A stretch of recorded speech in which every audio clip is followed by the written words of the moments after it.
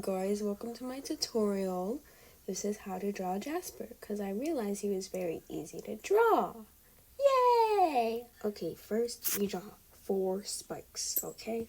4. 1, 2, 3, 4. Now the head. Draw a square, then a triangle and a triangle.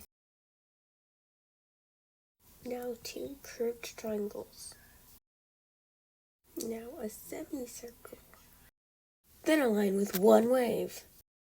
Now a tiny line with a triangle in the middle. Now a flattened 3 as a cat mouth, or in this case, dog. Now make a swirl and then add a dot at the end, and then you got Jasper's antennae. Now you're all done. Let's color.